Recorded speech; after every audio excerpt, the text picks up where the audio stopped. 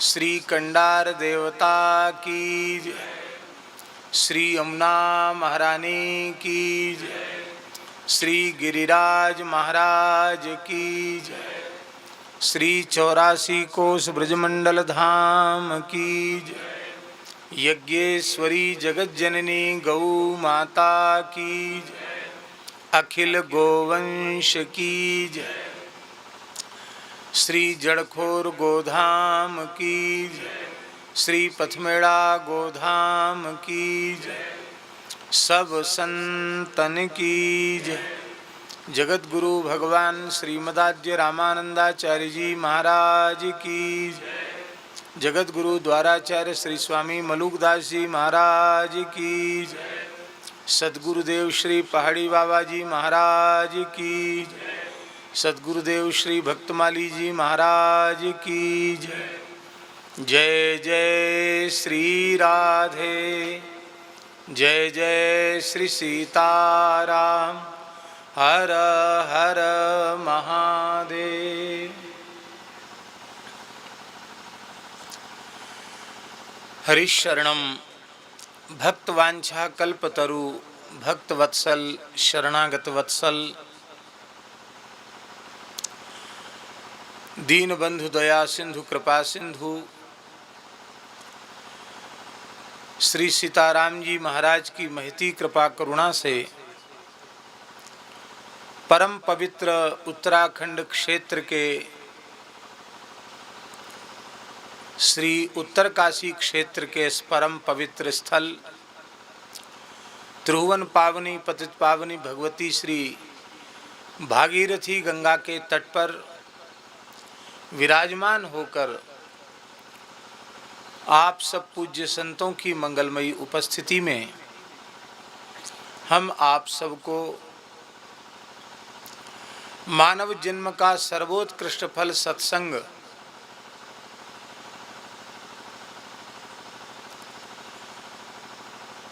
श्री वैष्णवमताब्ज भास्कर नामक ग्रंथ के माध्यम से प्राप्त हो रहा है। आज हमारे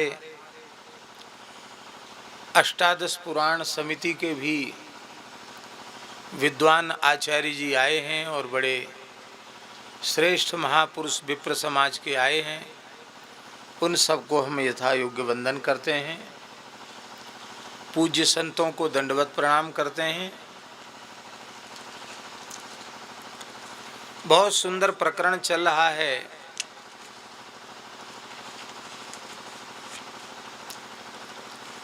वैष्णवों के लक्षण,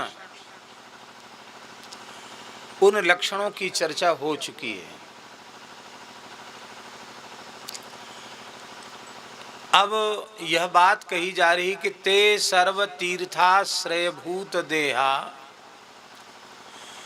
देशे महाभागवता वसंती यत्रैव तद्दर्शन तत्स्थितिभ्याम जातम सुपुण्यम निखिलाघ नाशनम। जो हरिभक्त होते हैं, संत होते हैं, महापुरुष होते हैं,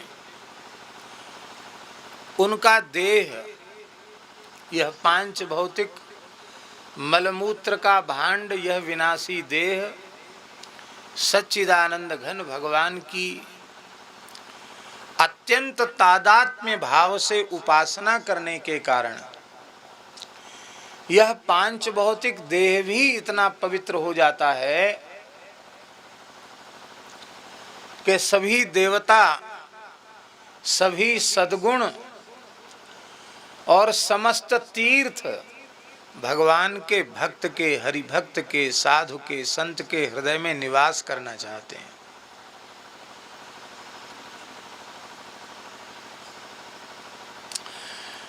सबके आश्रय भगवान हैं और जब भगवान सर्वतोभावेन भक्त के हृदय में आविर्भूत हो जाते हैं, प्रतिष्ठित हो जाते हैं, उसके अंतःकरण को छोड़कर एक पल के लिए भी कहीं जाते नहीं हैं, तो कौन सा ऐसा तीर्थ है जो संत के देह में न हो।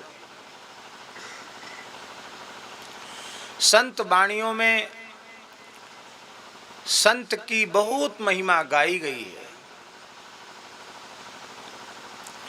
ते सर्व तीर्थाश्रय भूत देहा, संपूर्ण तीर्थों का आश्रय संतों का देह बन जाता है, शरीर बन जाता है। और वे जहां निवास करने लग जाते हैं उसी स्थान को तीर्थ कहने लग जाते हैं लोग।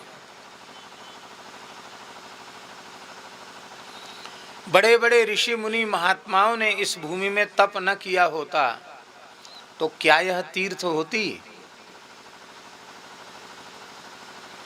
जहां जाओ वहीं किसी न किसी ऋषि की तपस्थली है। कहीं परशुराम जी की तपस्थली है, तो कहीं पराशर जी की तपस्थली है, तो कहीं वशिष्ठ जी की तपस्थली है, तो कहीं विश्वामित्र जी की तपस्थली है। अरे साक्षात नरनारायण भगवान की तपस्थली है। बद्रीनाथ में तप ही तो कर रहे हैं भगवान, पर संत के रूप में, ऋषि के रूप में तप कर रहे हैं। तो जहां भगवान के भक्त निवास करने लग जाते हैं वह स्थान तीर्थ हो जाता है। और तीर्थ में भी तीर्थ की प्रतिष्ठा संतों की उपस्थिति से हो जाती है। श्री अयोध्या, वृंदावन, चित्रकूट आदि तीर्थ कहे जाते हैं। क्यों कहे जाते हैं तीर्थ? क्योंकि यहाँ संत निवास करते हैं। और संत निवास यहाँ न करते होते तो कौन जानता कि अयोध्या क्या है, वृंदावन क्या है, चित्रकूट क्या है, हरिद्वार क्या है। ये संतों की महिमा से तीर्थों में तीर्थत्व की प्रतिष्ठा होती है।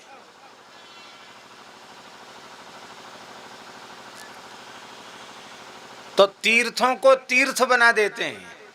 और जो क्षेत्र ऐसे हैं जिनकी पुराणों में तीर्थ के रूप में चर्चा नहीं है, पर कोई परिपूर्ण संत हरिभक्त जिसने भगवत तत्व का अपरोक्ष अनुभव किया है, भगवान का प्रत्यक्षानुभव किया है, ऐसा कोई संत किसी अतीर्थ स्थल पर भी बैठ जाता है तो वह स्थल भी तीर्थ हो जाता है। हमारे यहाँ शास्त्रों में मगह की भूमि को तीर्थ नहीं कहा गया। मगह क्षेत्र है, उसको तीर्थ नहीं कहा गया, उसको वर्जित क्षेत्र माना गया। मगह गयादिक तीर्थ, जैसे गोस्वामी जी ने उदाहरण दिया है। मगह इतना निषिद्ध क्षेत्र क्यों है? क्योंकि उसके ऊपर गुरुद्रोही की छाया पड़ती है। त्रिशंकु, सूर्यवंश का एक राजा, हरिश्चंद्र का पिता त्रिशंकु, सत्यवादी हरिश्चंद्र का पिता त्रिशंकु, गुरु वशिष्ठ के अपराध के कारण वह चांडालत्व को प्राप्त हो गया था। और विश्वामित्र जी ने उसको अपने तपोबल से स्वर्ग भेजा, सशरीर स्वर्ग जाना चाहता था। उस अपात्र को देवताओं ने स्वर्ग में घुसने नहीं दिया, वहां से धक्का दे दिया। वह नीचे सिर ऊपर पैर करके गिरने लग गया। बोले बचाओ बचाओ। विश्वामित्र जी महाराज बोले तिष्ठ तिष्ठ। जैसे ही कहा तिष्ठ तिष्ठ तो वहीं स्थित हो गया। वो आज भी स्थित है। आज भी त्रिशंकु तारा दिखाई पड़ता है। तो त्रिशंकु की लार जहां गिरी वो कर्मनाशा नाम की नदी बन गई, जिसके जल में स्नान करना भी मना है। कर्मनाशा में स्नान करना मना है। अशुभ कर्मों का नाश नहीं होता उसमें स्नान करने से, सारे पुण्यों का नाश हो जाता है। क्योंकि गुरुद्रोही की लार से वह उत्पन्न हुई है और उसकी छाया पड़ती है। इसलिए गुरुद्रोही की छाया जहाँ पड़े वो स्थल ठीक नहीं है। अब तो लोग ऐसी निष्ठा नहीं रही, लेकिन पुराने ज़माने में सुना जाता है कि मगह क्षेत्र में कोई बूढ़ा मरने लग जाता था, लोग भाग दौड़ के उसको बनारस ले आते थे, कहीं मगह में न मर जाए। बनारस में, काशी में आकर मरे, मगह में न मरे, इतना लोग डरते थे, मगह में मर न जाए, दुर्गति हो जाएगी। संत श्री कबीरदास जी जीवन भर काशी में रहे और अंतिम क्षण में मगह पहुंच गए। लोगों ने कहा महाराज ऐसा क्यों कर रहे हो? बोले जो कबीरा काशी मरे तो राम ही कौन निहोरा रे। कबीर काशी में मर के मुक्त हो तो राम जी का इसमें क्या निहोरा है? वहाँ तो कीट पतंग पशु पक्षी सब मुक्त हो जाते हैं। बाबा विश्वनाथ जी की कृपा से राम तारक का उपदेश प्राप्त करके सब मुक्त हो जाते हैं, पर मैं राम नाम के बल से मगह में देह त्याग करके अविनाशी की गोद में जाकर बैठूंगा, डंके की चोट कहता हूँ। और मगह में जाकर के बाबा कबीरदास जी ने, सतगुरु कबीरदास जी ने समाधि लगा ली। और ये तो उनकी लीला थी। बोले हम लेट रहे हैं, सो रहे हैं चद्दर ओढ़ के, हमको उड़ाव चदरिया चलती बिरिया, कबीर जी का पद है। श्वेत चादर ओढ़ करके कबीर जी सो गए और समय बता दिया उन्होंने, तो समाधि लगा ली और समय बता दिया कि इतने समय बाद हमारे वस्त्र को हटा लेना, और फिर तो ये मिट्टी है, जो करना हो सो करना। समय पूरा हो गया। लोगों ने कहा कबीरदास जी का शरीर पूरा हो गया। झगड़े की नौबत आ गई। हिंदू कहते थे हम हिंदू रीति से इनका संस्कार करेंगे, और मुसलमान कहते थे कि नहीं, वो तो हमारे खानदान में पैदा हुए थे। देखो बड़ों को सब अपनाना चाहते हैं, संत को सब अपनाना चाहते हैं। मुसलमान कहते थे तो हमारे हैं, हम इनकी मजार बनाएंगे, ये हमारे पीर हैं, हमारे गुरु हैं। संत हिंदू कहते थे हमारे संत हैं, हम इनका हिंदू रीति से संस्कार करेंगे। बहुत झगड़ा, यहाँ तक झगड़े की स्थिति आ गई कि खूनी संघर्ष की स्थिति आ गई, अस्त्र शस्त्र उठ गए। तब तक किसी संत ने कहा कि अरे भाई, जीवन भर जिन्होंने प्राणी मात्र में परमात्मा का दर्शन किया, राग द्वेष जिनके जीवन में स्पर्श भी नहीं था, कबीरा खड़ा बाजार में मांगे सबकी खैर, ना काहू से दोस्ती और ना काहू से बैर। ऐसे संत के पधारने के बाद आप लोग झगड़ा कर रहे हो। झगड़ा मत करो, संत का अंतिम दर्शन तो कर लो। तो जैसे ही चादर हटाई तो वहां कुछ नहीं मिला, पुष्प ही पुष्प मिले।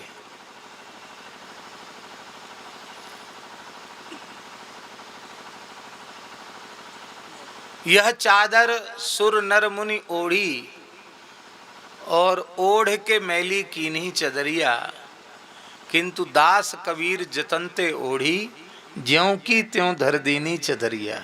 झीनी रे झीनी, राम नाम रस झीनी चदरिया, झीनी रे झीनी। पुष्प ही मिले। हिंदुओं ने पुष्पों की समाधि बनाई और मुसलमानों में पुष्पों की मजार बनाई। अब देखो, मगह में हम लोगों को जाने की क्या जरूरत, जब तीर्थ ही नहीं है तो वहाँ जाने की जरूरत नहीं। पर गोरखपुर में कथा हुई गीता वाटिका में, तो पूज्य गुरुदेव भक्त माली जी ने कहा कि निकट में ही एक महान तीर्थ है, संत श्री कबीरदास जी की महाप्रयाण स्थली है, हम लोग चलकर दर्शन करें। हम लोग दर्शन किए तो उनकी समाधि का भी दर्शन किया और उनकी मजार का भी दर्शन किया। जीवन में पहली बार किसी मजार का दर्शन किया। नहीं, हम लोगों को मजार पर जाने की क्या आवश्यकता है, पर संत कबीरदास जी की मजार पर भी प्रणाम किया, बंदगी की, और उनकी मजार पर सुगंधित इत्र लगाया, समाधि पर इत्र लगाया। आज भी संत कबीर की टोपी और उनकी माला, तुलसी की सुमरनी माला मगह में आज भी विराजमान है। हमारे कहने का आशय यह है कि साधारण सामान्य किसी स्थल पर, जिस स्थान को, जिस क्षेत्र को किसी ग्रंथ में तीर्थ नहीं कहा गया, उस स्थान पर भी कोई संत विराजमान हो जाए, पूर्ण परमात्मा का अनुरागी भक्त हो, तो वह सामान्य स्थल भी तीर्थ बन जाता है। ऐसी संतों की महिमा होती है। महाभागवत जहाँ निवास करते हैं, उनके दर्शन से, उनकी उपस्थिति से संपूर्ण पाप नष्ट हो जाते हैं और पुण्यों का उदय हो जाता है। मुमुक्षु पुरुष जब अत्यंत श्रद्धा पूर्वक संतों का दर्शन करता है तो उसका विषय प्रवण चित्त, जो चित्त विषय में लगा हुआ है, संसार में लगा हुआ है, भोगों में लगा हुआ है, वह विषय प्रवण चित्त हठात संत दर्शन करते ही परमात्मा में लग जाता है, भगवान में लग जाता है। ये संत की महिमा।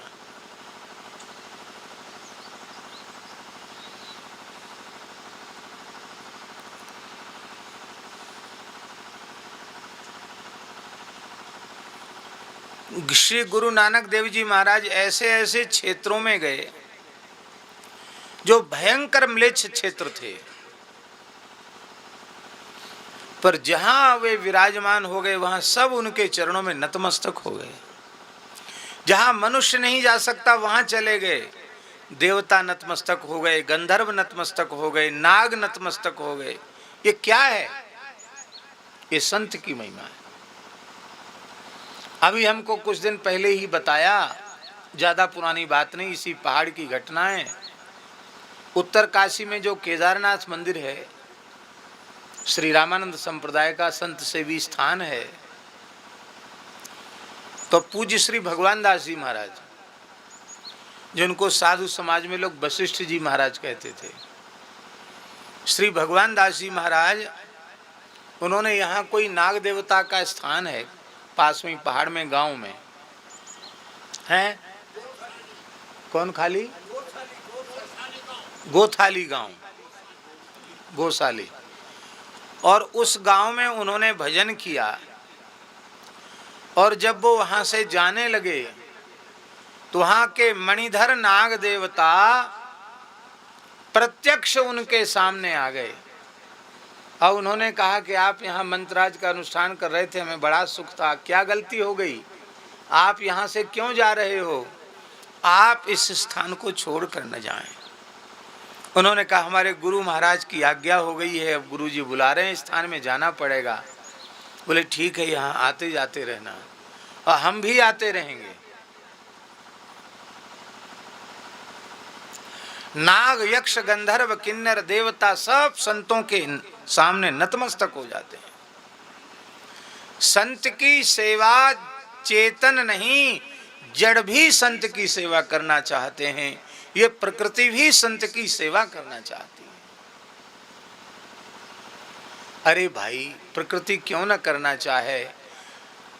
जीव और प्रकृति दोनों का नियामक, दोनों का अधीश्वर परमात्मा संत सेवा करके आनंद का अनुभव करते हैं, भगवान संतों की सेवा करके आनंद का अनुभव करते हैं, तो भला उनकी बनाई हुई प्रकृति संत सेवा करके आनंद का अनुभव क्यों न करे?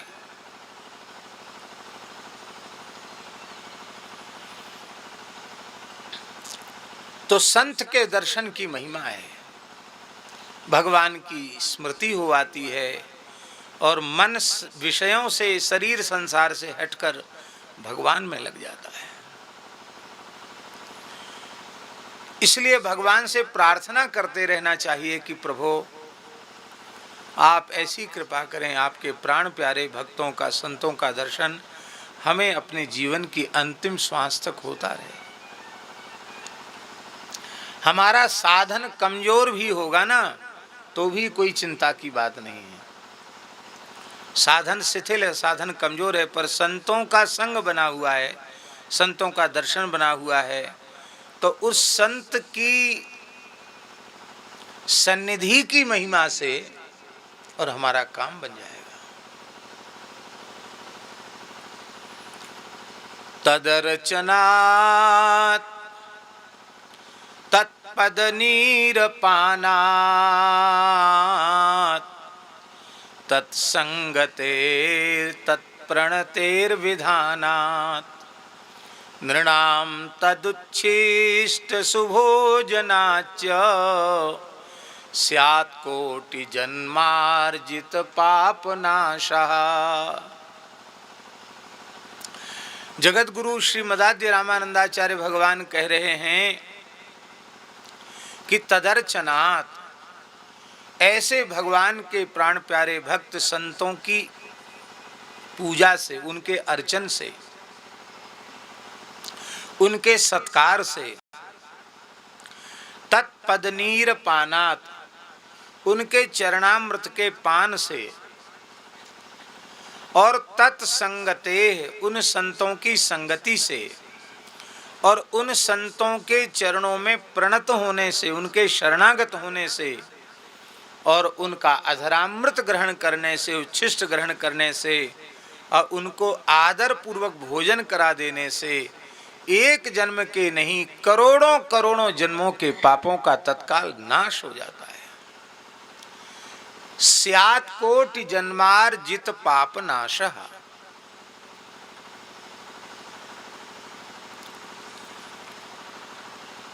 अब ये विषय इतना गंभीर है कि इसकी व्याख्या जितनी की जाए उतनी कम है।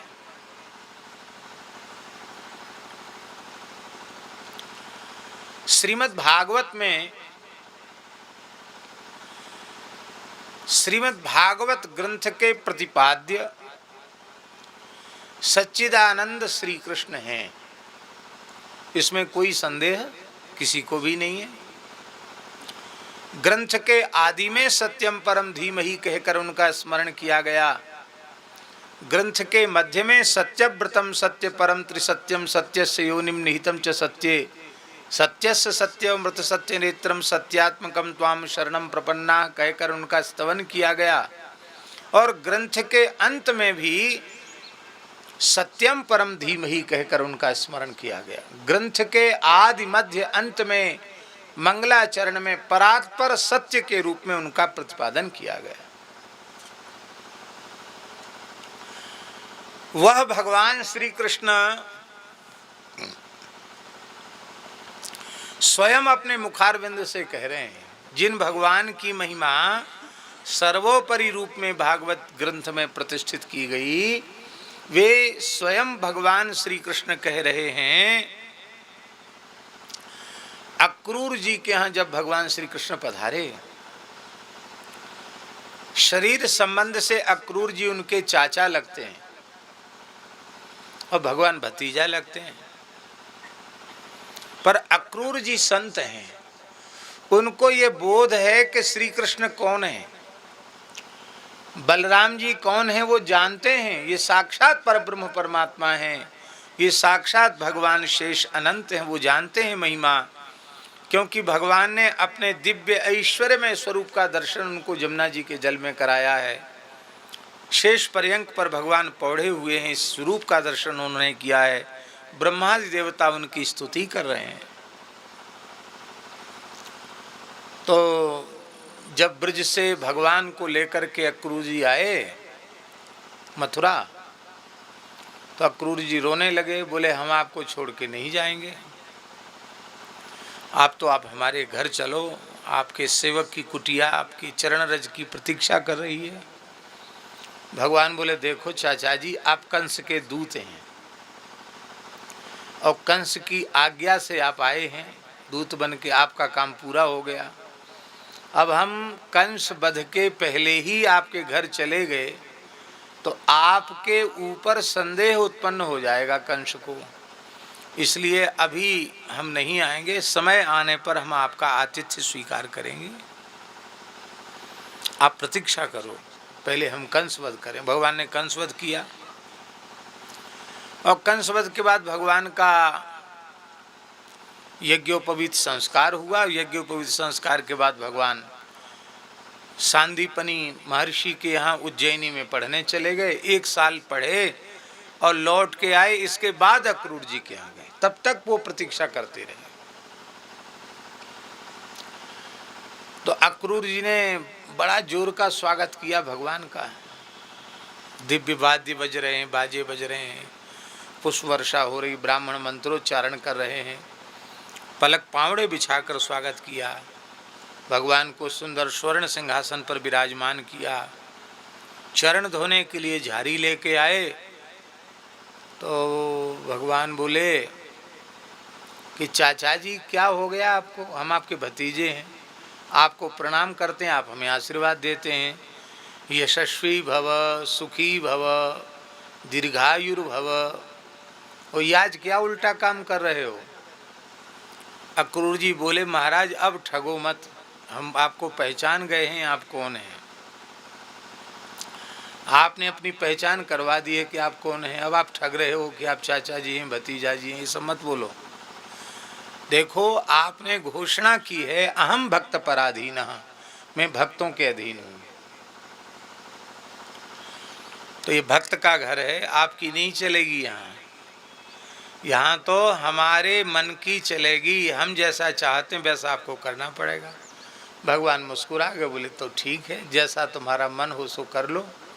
तो भगवान के चरण भी धोए, चरणामृत भी लिया, पूरी पूजा की भगवान की, पूरी भगवान की स्तुति भी की, साष्टांग प्रणाम किया आरती करके भगवान को। भगवान ने कहा आपने अपना काम कर लिया? हाँ कर लिया। बोले अब हमको अपना काम करने दो। तो भगवान ने सिंहासन पर तो अक्रूर जी को बिठा दिया और संत महिमा का वहां श्री कृष्ण ने वर्णन किया है। भगवान कहते हैं नहियम मयानि तीर्थानि न देवा मृच्छिला मयाः ते पुनन्त्युरुकालेन दर्शना देव साधवः।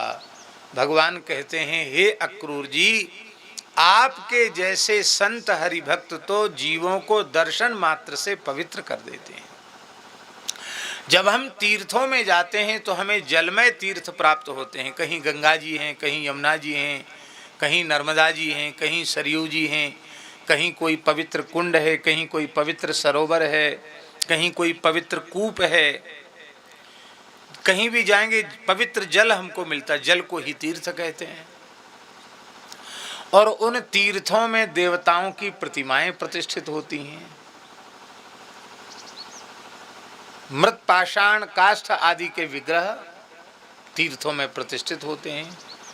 तो भगवान स्वयं कह रहे हैं जलमय तीर्थों का सेवन करने वाले लोग और तीर्थों में प्रतिष्ठित मृत पाषाण आदि की प्रतिमाओं का दर्शन करने वाले, देवताओं का दर्शन करने वाले लोग दीर्घ काल में पवित्र होंगे, किंतु आपके जैसे संत का किसी को दर्शन हो जाए तो दर्शन से ही पवित्र हो जाएगा।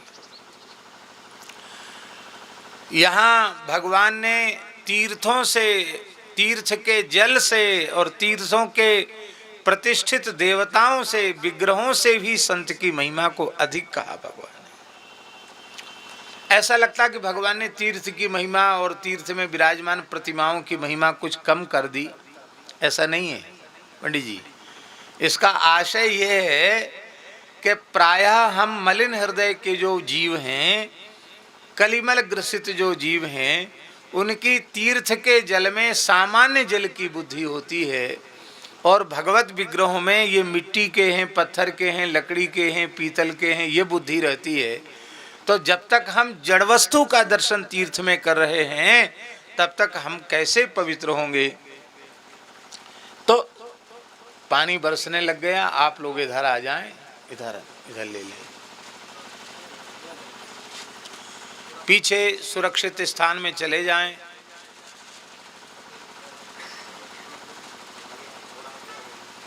यहाँ बिछा लो। रोज ये संध्या का नियम है, संध्या को थोड़ी देर में पानी आता ही है।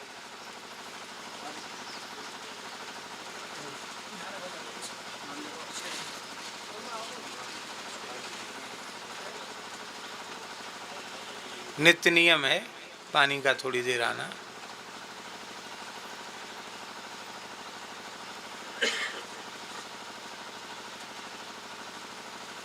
यहाँ रख लो, यहाँ इधर इस तरफ, यहाँ जगह है, यहाँ यहाँ रख लो। और इधर यहाँ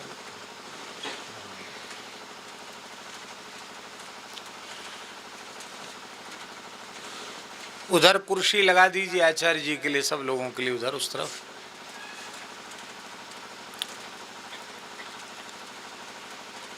फिर भगवान ने कुरुक्षेत्र के मैदान में जब सूर्य ग्रहण के अवसर पर सारी धरती के संत इकट्ठे हुए तो भगवान ने फिर कहा, वक्ता एक ही है श्री कृष्ण।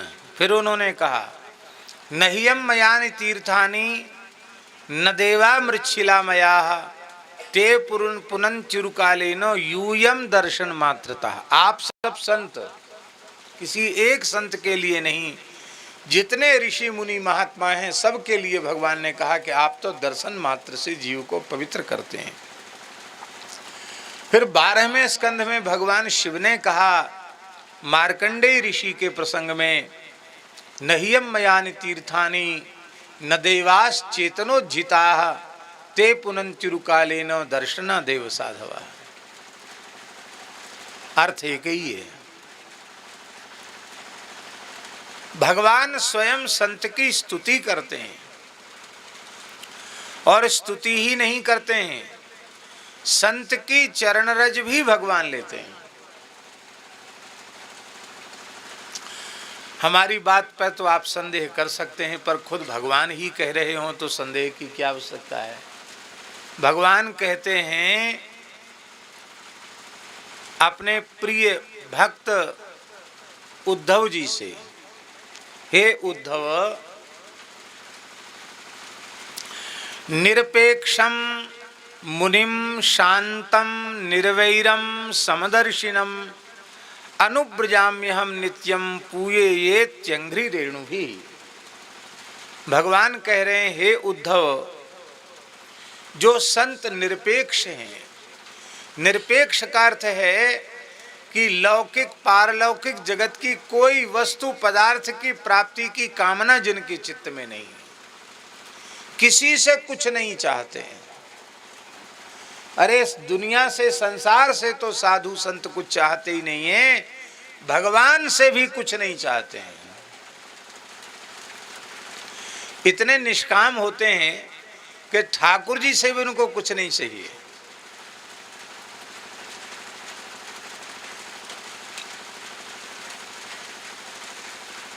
निरपेक्ष होते हैं, जिनको कबहु न चाहिए कछु, तुम सन सहज स्नेह बसहु निरंतर तासु उर सो राउर निजगे।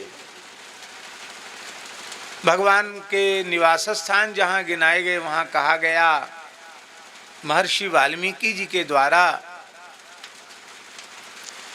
कि जिनको कबहु न चाहिए कछु, जिनको कभी कुछ नहीं चाहिए, और आपसे जिनका स्वाभाविक प्रेम है, स्नेह है, हे राम जी, आप उनके हृदय में निवास कीजिए, क्योंकि उनका हृदय तो आपका निज निवास स्थान है, आपका अपना घर है। अपने घर में ही धर्मशाला में आप कितने दिन ठहरोगे? होटल में, धर्मशाला में कितने दिन ठहरोगे? 2 दिन, 4 दिन, जितने दिन आप प्रवास में हैं। अपने घर में तो हमेशा ही रहता है व्यक्ति। तो भगवान का घर क्या है? ऐसे निरपेक्ष संत ही भगवान का घर है। भगवान ऐसे संतों के हृदय में निवास करते हैं। संत बड़े निरपेक्ष होते हैं। चारण जाति में जन्म हुआ था संत ईश्वरदास जी का, जिनके बारे में कहा जाता है गुजराती में ईसरा सो परमेश्वरा, परमेश्वर के जैसी सामर्थ्य ईश्वरदास जी में आ गई थी। चारण लोग राजाओं के युद्ध की शौर्य गाथाओं को गाते हैं और राजाओं के द्वारा उनको वृत्ति प्राप्त होती है, उनकी भी जजमानी होती है चारणों की पुराने समय में। तो राजाओं की जजमानी तो उन्होंने छोड़ दी। ईश्वरदास जी ने बोले, भाई जब साक्षात द्वारिकाधीश भगवान विराजमान है तो किसी राजा महाराजा का क्या नौकरी करना। तो अब किसी के यहाँ जाते नहीं, केवल भजन में लगे रहते, भगवान का ही गुणगान करते और खूब उदारता पूर्वक ठाकुर सेवा, गौ सेवा, संत सेवा करते। कोई साधु आवे सबको खिलाना। अब कमावे तो कोई एक पैसा नहीं, और खर्च करने लग जाए तो कुबेर का खजाना खाली हो जाएगा। ऐसी स्थिति आ गई ईश्वरदास जी के जीवन में, उनके घर में कुछ नहीं रह गया, गृहस्थ थे बेचारे। भगवान ने परीक्षा ली उनकी। भगवान द्वारिकाधीश प्रभु उनकी गोद में आकर बैठे और उनके कपोल पर हाथ रखकर कहा कि बाबा आपको क्या चाहिए, मांग लो। तो इन्होंने मुस्कुरा कर कहा बस ऐसी ही कृपा आपकी सदा बनी रहे और हमको कुछ नहीं चाहिए। आप चाहिए थे, आप मिल गए, और क्या चाहिए, कुछ नहीं चाहिए। एक बार ठाकुर जी ने कहा कि बाबा आप मांगते नहीं हो, हम बार बार आते हैं आपसे हट करते हैं, आप मांग लो कुछ। तो उन्होंने कहा अच्छा ठीक है, आज ज़्यादा आप पीछे पड़े हो तो हम मांग ही लेते हैं, आपसे वरदान मांग लेते हैं। लेना हम इसलिए नहीं चाहते कि उन्होंने कहा बर दे के बहु ठगे, सकामी भक्त जाहु फिर। अब चले जाओ, हमको कुछ लेना नहीं आपसे।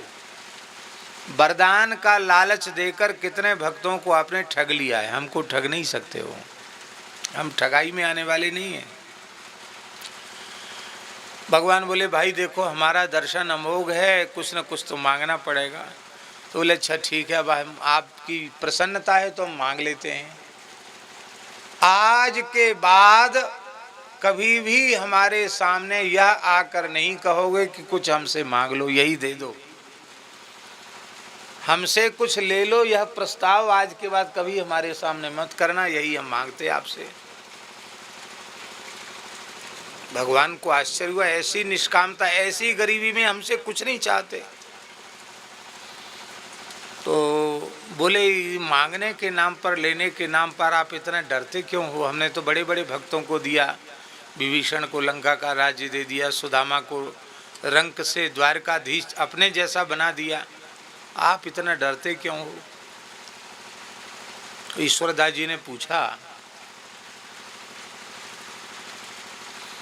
कि आप साक्षात द्वारकाधीश भगवान श्री कृष्ण हैं, नारायण हैं, ब्रह्मा जी, शंकर जी, लक्ष्मी जी आपको भजती हैं, और आप मेरे जैसे गरीब की गोद में आकर बैठते हैं, इतना हमसे लाड़ प्यार करते हैं।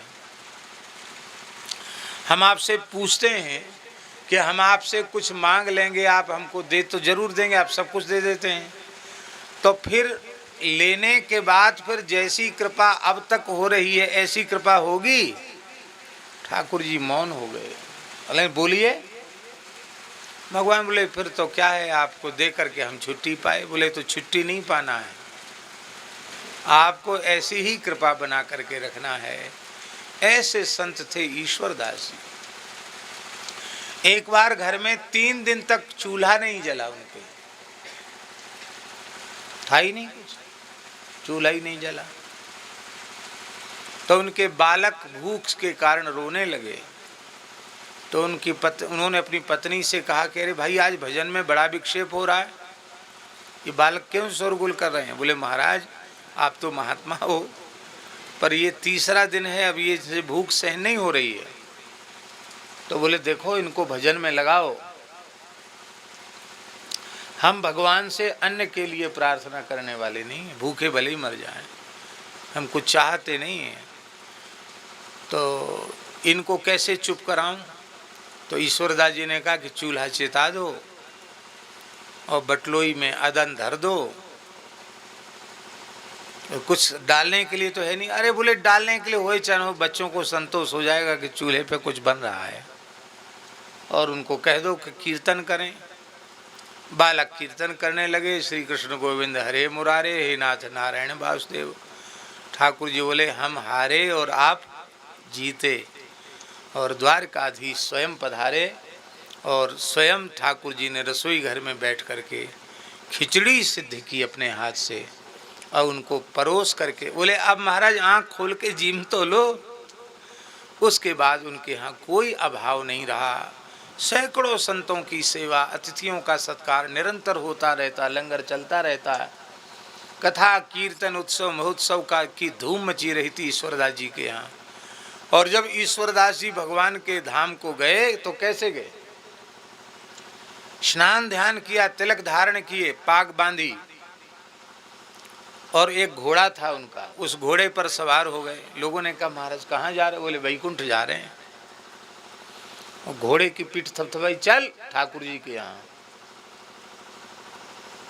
सदेह घोड़े के सहित वैकुंठ चले गए। इसका मतलब है घोड़ा तो पशु योनि में था, पर संत के संपर्क से वो घोड़ा भगवान के धाम का अधिकारी हो गया।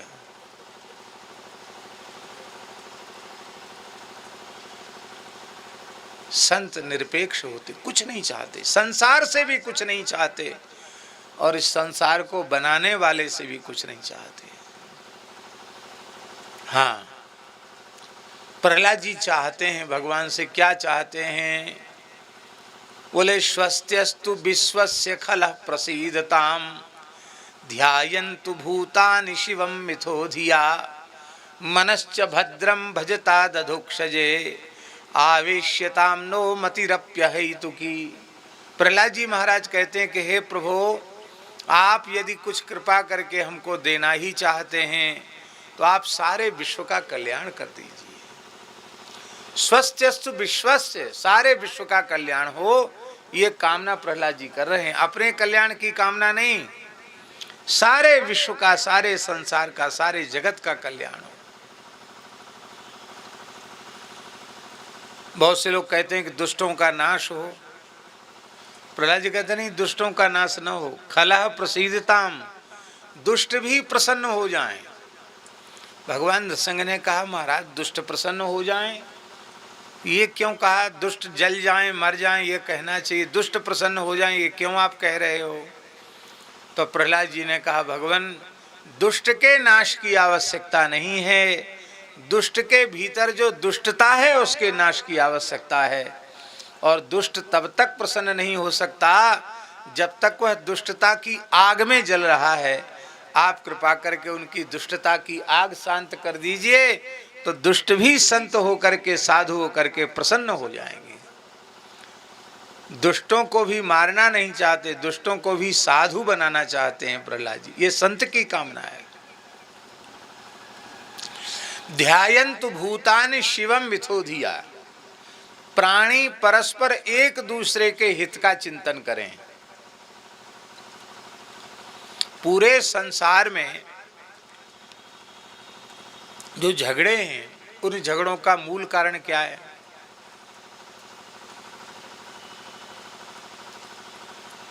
क्या मूल कारण है? मूल कारण यही है कि हम एक दूसरे के हित का चिंतन नहीं करते, यही कारण है। सारे झगड़े की जड़ है हम केवल अपने स्वार्थ की पूर्ति में लगे हुए हैं। हम अपने स्वार्थ को तिलांजलि दे करके दूसरे के कल्याण का चिंतन करें तो राग द्वेष मिट जाएगा। और राग द्वेष ही जगत है, राग द्वेष ही संसार है। राग द्वेष मिट गया कि सब काम बन गया। तो प्राणी परस्पर एक दूसरे के हित का चिंतन करें। हम आपके हित का चिंतन करें, आप हमारे हित का चिंतन करें, अर्थात सबका राग द्वेष मिट जाए।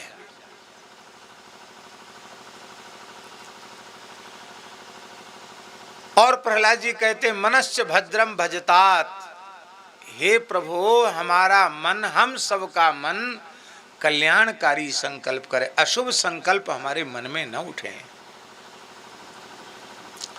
हम सबकी बुद्धि निष्काम भाव से भगवान में लग जाए, यह प्रार्थना श्री प्रहलाद जी करते हैं।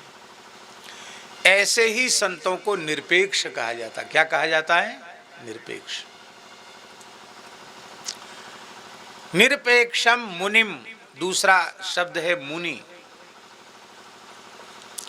ऋषि मुनि शब्द है ना, मुनि। मुनि माने मननशील, चिंतनशील को मुनि कहते हैं।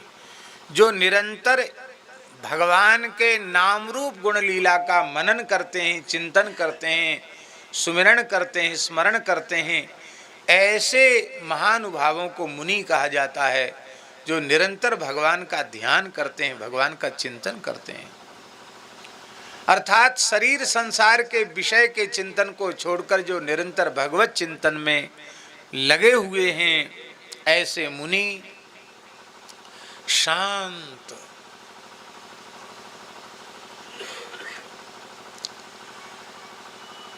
षड विकारों की तरंगें जिनके हृदय रूपी समुद्र में नहीं उठ रही हैं, शांत समुद्र के समान जिनका हृदय शांत है, न काम की लहर, न क्रोध की लहर, न लोभ की लहर, न मोह की लहर, न मद की लहर, न मात्सर्य की लहर, षडूर्मि रहिता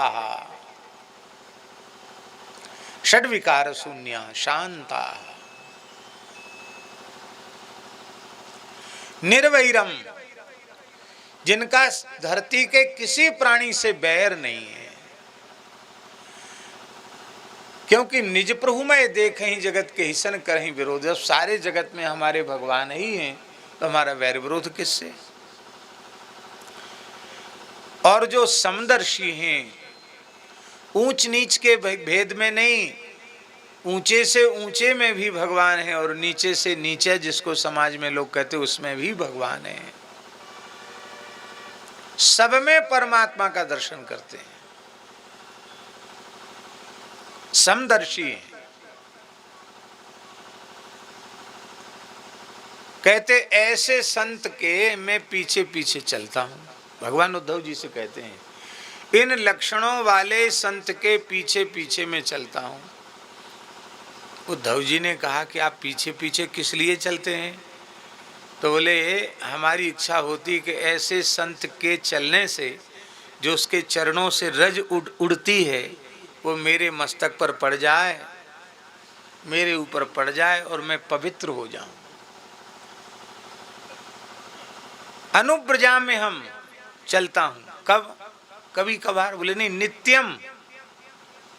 जब साधु चलते मैं उनके पीछे पीछे चलता हूं, इसलिए चलता हूं, हमेशा ही चलता हूं कि उनकी चरण रज मेरे ऊपर पड़ जाए और मैं पवित्र हो जाऊं। जिनका नाम लेकर आचांडाल पर्यंत जगत पवित्र हो जाता है, जिनकी चरणों चरण से प्रकट गंगा त्रिभुवन को पवित्र करती हैं, वे भगवान संत चरण रस से मैं पवित्र हो गया ऐसा अनुभव करते हैं। ये बात भगवान स्वयं अपनी वाणी से कह रहे हैं। तो भगवान चरण रज भी लेते हैं और चरण जल भी लेते हैं। चरण रस तो लेते ही हैं, चरण जल भी लेते हैं। भागवत जी का एक श्लोक है, बड़ा प्यारा श्लोक है, 10वें स्कंद उत्तरार्ध का। सावाग्यया तस्य गुणान् गृणीते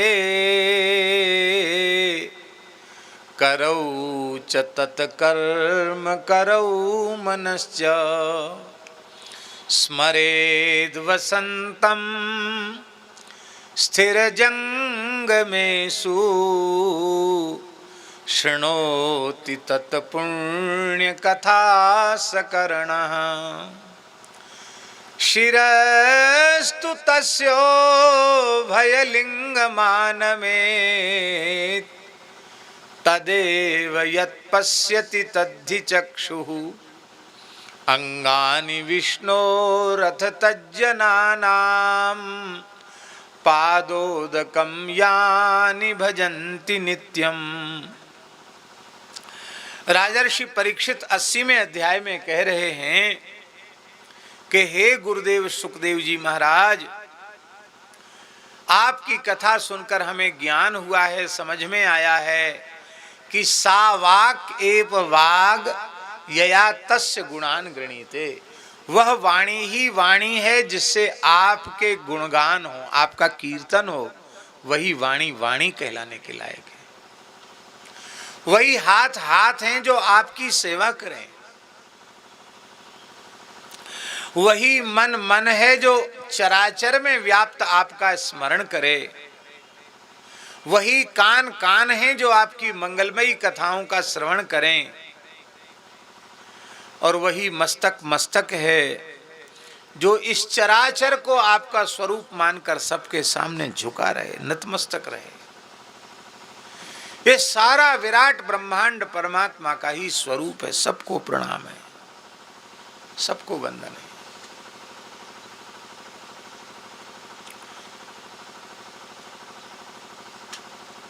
स्मरेद् वसंतं स्थिर जंगमेषु शृणोति तत्पुण्य कथा सकर्णः शिरस्तु तस्यो भयलिंगमानमे तदेव यत् पश्यति तद्धि चक्षुः। वही नेत्र नेत्र हैं, आंख आंख है, जो सर्वत्र आपका दर्शन करे। अब अंतिम बात है, अंगानि विष्णोः अथ तज्जनानां पादोदकं यानि भजन्ति नित्यम्। अंगानि विष्णोः अथ तज्जनानां, जो भगवान और भगवान के भक्तों का चरणामृत नित्य श्रद्धा पूर्वक लेते हैं, परीक्षित जी कहते हैं उनका देह धारण करना सफल है, उनको जीवन का फल मिल गया जो संत चरणामृत रोज लेते हैं। भगवान का चरणामृत के साथ संत चरणामृत है, ये विशेष बात है। अंगानि विष्णोः अथ तज्जनानां, विष्णोः और अथ तज्जनानां, भगवान और भगवान के भक्त उनका चरणामृत जो लेते हैं उनका देह धारण करना सफल है। महाराज जी इतनी बढ़िया बात परीक्षित जी के मुंह से सुन करके, इतनी बढ़िया बात परीक्षित जी के मुख से सुन करके और सुखदेव जी की तो समाधि लग गई। व्यास जी लिख रहे हैं, इति संप्रश्न संगृष्टो भगवान वादरायणी वासुदेवे भगवती निमग्न हृदया। भगवान वासुदेव में वो डूब गए, समाधि लग गई उनकी। ऋषियों ने कीर्तन किया, थोड़ा हिलाए डुलाए, महाराज आगे बोलो, तब उनकी समाधि खुली। अरे बोले परीक्षित, संत चरणामृत की महिमा तेरी समझ में आ गई तो तेरा जीवन सफल हो गया। भगवान की महिमा समझ में आ जाती पर संत की महिमा समझ में नहीं आती है। संत की महिमा समझ में आ गई तो तेरा जीवन सफल हो गया। देख बेटा परीक्षित, मैं तुम्हें एक कथा सुनाता हूं। अरे संत का चरणामृत लेकर शरीरधारी अपना शरीर सार्थक नहीं करता। भगवान अवतार लेकर, संत चरणामृत लेकर सोचते मेरा अवतार लेना सफल हो गया। अरे भगवान भी चरणामृत लेते संतों का? बोले हाँ। कोई उदाहरण है? बोले हाँ है उदाहरण। क्या उदाहरण है? तो परम अकिंचन संत श्री सुदामा जी का चरणामृत भगवान ने लिया। इसका चरित्र भागवत जी के 10वें स्कंद के उत्तरार्ध के 80वें अध्याय में वर्णित है। और उस सुदामा चरित्र की विशेषता है, उसमें लिखा है, उपहृत्या वनिज्यास्य, भागवत जी का श्लोक, उपहृत्या वनिज्यास्य पादौ पादावने जहि वने जनी अग्रहीत शीर्षा राजन भगवान लोक पावना। लोक पावन भगवान ने सुदामा विप्र के चरण धोए और चरणामृत का पान किया और अपने मस्तक पर उसे चढ़ाया। जिनके चरणामृत गंगा जी को मस्तक पर भोले बाबा चढ़ाते हैं, जटाओं में धारण करते गंगा जी को, उन भगवान ने अकिंचन भक्त सुदामा विप्र के चरणामृत को अपने मस्तक पर धारण किया। इसलिए भागवत जी का सुदामा चरित्र वो भक्त चरणामृत महात्म्य का पोषक चरित्र है। बड़ी भारी संत चरणामृत की महिमा है। हमने तो अपनी आंखों से प्रत्यक्ष देखा है, आंखों से।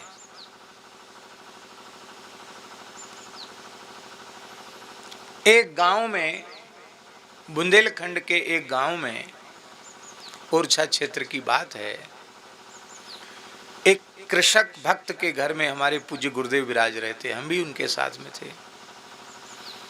एक बच्चे की तबीयत बिगड़ गई और किसी घर का इकलौता बालक हो और तबीयत बिगड़ जाए तो कितनी चिंता होती माता पिता को। स्थानीय चिकित्सकों ने हाथ खड़े कर दिए कि अब हम इसको बचा नहीं सकते। मतलब वो उनका कहना यह था कि अब इसमें कुछ नहीं बचा है, गया। भले आप अपने संतोष के लिए बड़े शहर में कहीं ले जाओ उसको। तो घर में रोना गाना शुरू हो गया। बच्चा तो एकदम अचेतन, एकदम ऐसे था कि उसमें कोई चेतना का कोई चिन्ह नहीं था, माने जीवन का कोई चिन्ह नहीं था उस बच्चे में। ये हमारे आंखों के सामने की घटना है।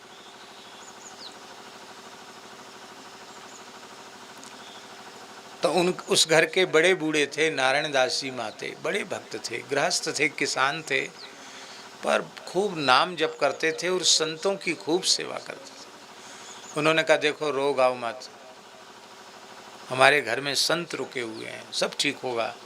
संत जहाँ होते वहाँ अमंगल नहीं होता है। उन्होंने तुरंत कुआं से पानी खींचा। अब तो गांव में कुएं सब सूख गए, उसमें कुआं थे, और पानी खींचकर महाराज के चरण धोए, गुरु जी के चरण धोए। और चरण धोकर जैसे ही चरणामृत उस बालक के मुख में डाला, शरीर पर छिड़का, थोड़ी ही देर में बालक ने नेत्र खोल दिए, उठ के बैठ गया। वो जिसको सरकारी डॉक्टर ने कहा था कि जय सिया राम, कुछ नहीं है उसमें, ठंडा पड़ गया, वो बालक पुनः जीवित हो गया। मैंने आंखों से देखा अपने सामने। महाराज जी बोले हंस करके, पता नहीं किस भाव में थे महाराज जी। महाराज जी बोले अब इस बच्चे का नाम जानकी शरण रख दो, श्री जानकी जी ने कृपा करके इसको जीवित किया, ऐसा कहा महाराज जी ने। आज भी वो बच्चा है, अब तो बड़ा हो गया, शायद विवाह भी हो गया उसका। महाराज जी बोले अब इस बालक का नाम, नया जीवन मिला है, इसका नाम जानकी शरण रख।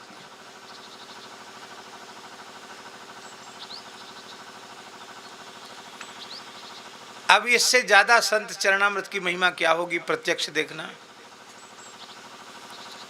गुजरात में एक पुरानी स्टेट है लखतर। स्टेट के जमाने में तो स्टेट थी और अब तहसील है लखतर, सुरेंद्रनगर जिले में। वहाँ महाराज जी की कथा हो रही थी, हम लोग भी थे। अब तो नर्मदा जी पहुँच गई वहाँ। नहर पहुँचने से थोड़ा पीने का पानी मिलने लगने। पहले पीने के पानी की बहुत समस्या थी, दूर से मीठा पानी आता था और बाकी वहाँ खारी पानी था। तो लखतर में गांव में एक पंडित जी का कुआं था, पहले वो मीठा था, बाद में उसका पानी बिगड़ गया, खारी हो गया, ऐसा हो गया कि कुल्ला करने लायक नहीं। तो महाराज जी भक्तमाल की कथा कह रहे थे। महाराज जी ने कहा कि सवरी जी के चरण रज से और सरोवर का जल पवित्र हो गया। तो पंडित जी थे, उनके मन में भाव आया, महाराज जी तो संत हैं, इनके चरणामृत से हमारा कुआं ठीक हो जाएगा। तो कथा के बाद रात को कथा होती थी, एक ट्रैक्टर बनाने की फैक्ट्री थी, उसमें कथा हो रही थी।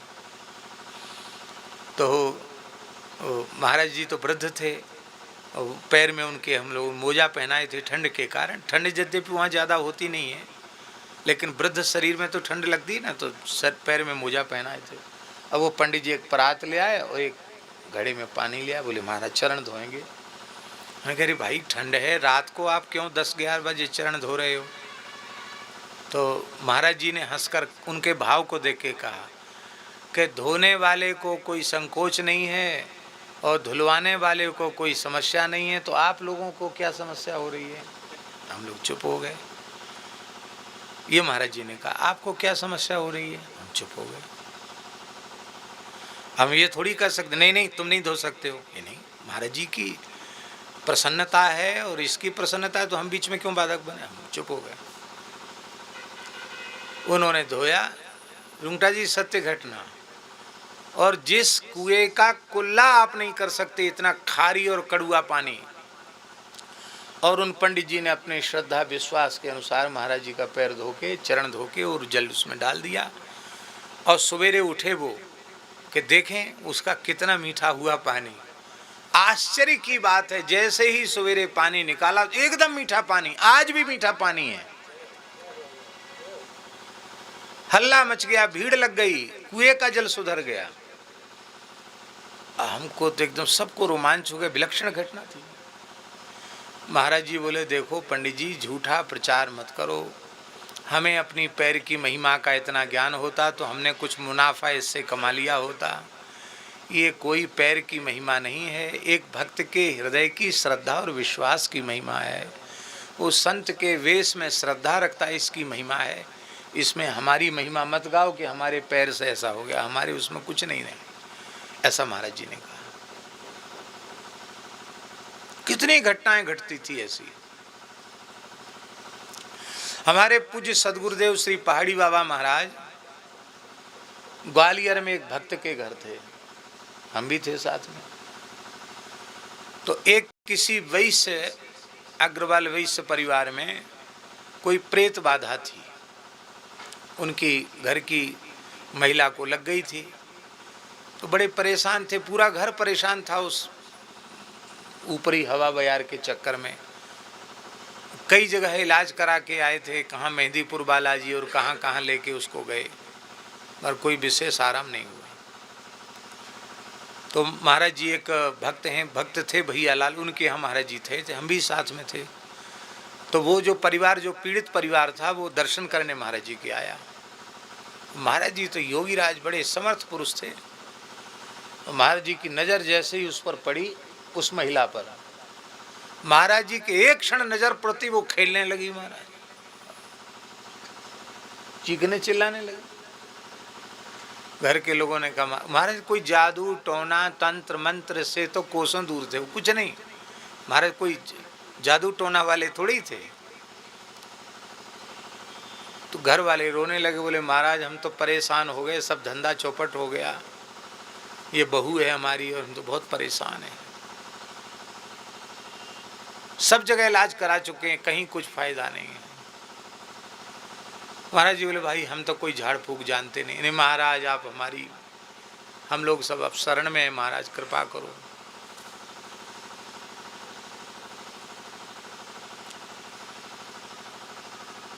महाराज जी को दया आ गई। महाराज जी ए नाटक क्यों कर रही है, क्या बात है, इसको इतना परेशान क्यों कर रही है। उसको आत्मा को कहा, जो दूषित आत्मा थी। उसने कहा मैं क्या परेशान करूं, मैं स्वयं परेशान हूं, सैकड़ों वर्षों से कष्ट भोग रही हूं प्रेतात्मा के रूप में। तो यहां मेरे सामने क्यों आई तू। बोले महाराज मैं आपका उद्धार चाहती हूं, मैं अपना उद्धार चाहती हूं। महाराज जी बोले भाई हम तो कुछ जानते नहीं, हम क्या उद्धार करें, कैसे के। बोले आपका चरणामृत मिल जाए तो मेरी मुक्ति हो जाएगी। महाराज जी ने हमें इशारा किया, हमने महाराज जी का, वो सबको चरण छुआते नहीं थे, हमने चरण धोकर जैसे ही उसको दिया, लेते ही और तत्काल ऐसे पछाड़ खा करके गिरी और वो समस्या, आत्मा की मुक्ति हो गई और वो समस्या समाप्त हो गई। महाराज जी बोले क्या करें, हमारी नज़र ऐसी, हमारे सामने भूत प्रेत कोई ठहर नहीं सकता है और हम कुछ नहीं करते हैं, लेकिन वो आँख ही ऐसी है, क्या करें, हमारी आँख के सामने कोई ठहर नहीं सकता।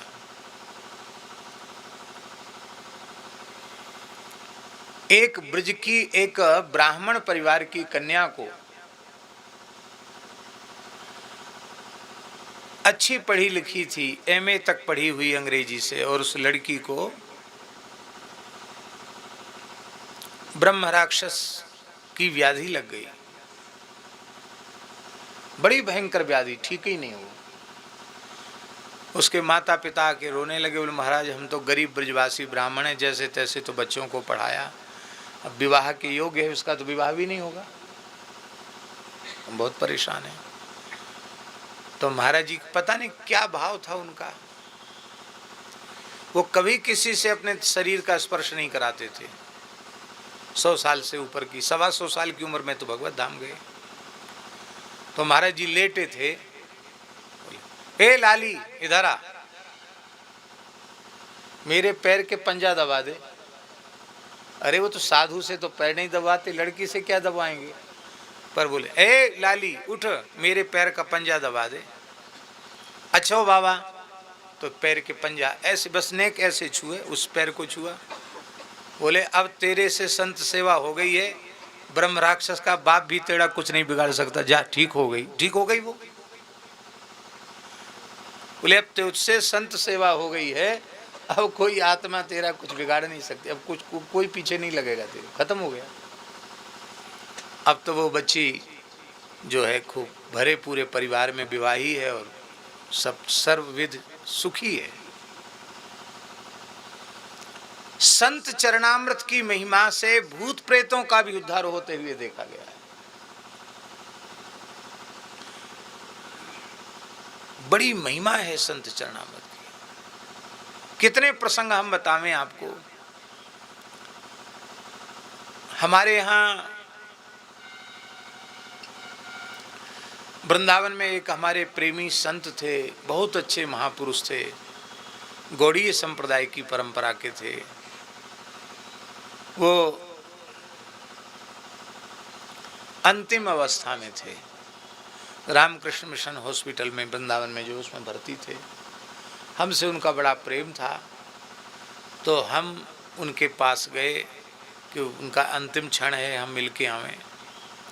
तो हमारे पास संत चरणामृत रखा था, तो हम लेके गए। हमने मन में सोचा और हम क्या लेके जाएं, संत चरणामृत है। तो उनके नेत्र बंद थे और मुख पर भी सूजन थी, हाथ पैरों पर भी सूजन थी। उनकी सेवा में रहने वाले बालक ने कहा कि वो हमारा नाम लेकर कहा अमुक आए हैं। तो उन्होंने धीरे से कहा क्या लाए हैं। हमने कहा संत चरणामृत। तो उसके पहले उनको कुछ पता नहीं क्या दिख रहा था कि जिससे वो बहुत बेचैन थे और कुछ क्या क्या नहीं उनके मुंह से निकल रहा था। और जैसे ही आओ महाराज आओ पधारो, जैसे ही संत चरणामृत उनके मुख में गया, आप आश्चर्य मानेंगे, मेरे नेत्रों के सामने की घटी हुई घटना है। मैंने जिनके मुख को अत्यंत वेदना के भाव से भरा हुआ देखा था, और मैंने देखा कि उनका मुखारविंद प्रसन्नता से खिल गया। नेत्र तो बंद ही थे उनके, पर चेहरे पर प्रसन्नता छा गई और उन्होंने हाथ जोड़कर कहा मैं आपके इस उपकार का ऋणी रहूँगा। तो उनके पास जो बालक था, बाबा आप क्या देख रहे हो, क्या सोच रहे हो। अरे बोले सोच देख क्या रहे हैं, राधा रानी अष्ट सखियों के सहित सामने खड़ी हैं, बरसाना चलने को कह रही है। ये उनके अंतिम शब्द थे।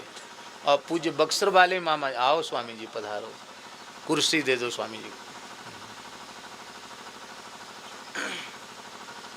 प्रणाम प्रणाम, बड़ी कृपा हुई आप।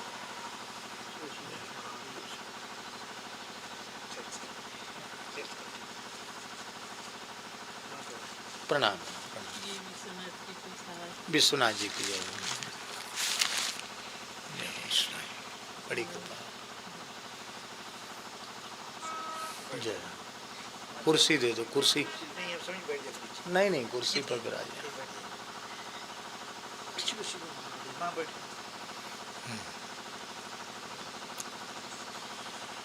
तो बक्सर वाले मामा जी की अनाज मंडी में कथा चल रही थी, तो उन्होंने कहा श्री नारायण, दास जी नहीं बोल पाए, श्री नारायण कहते उनके देह का त्याग हो गया।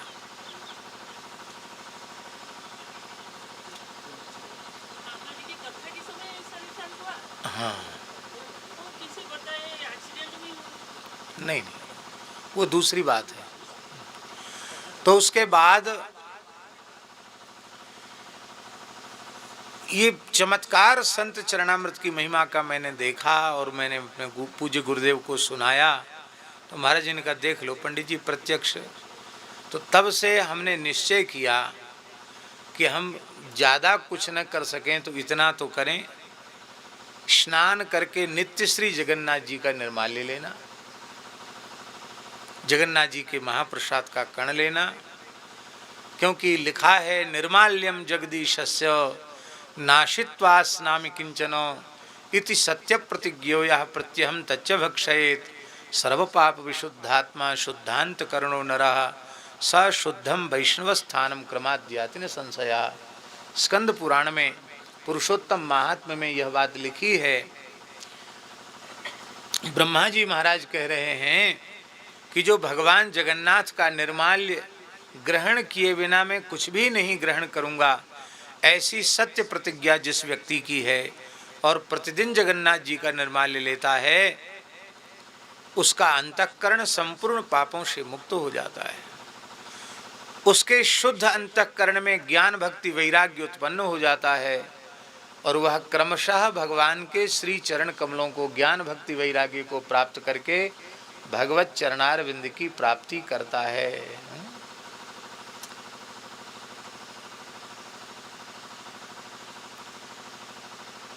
प्रत्यहम तच्च भक्षयेत सर्वा विशुद्धात्मा शुद्धांत करणो नरा स शुद्धम वैष्णव स्थानम। शुद्धम माने त्रिगुण विरहितम।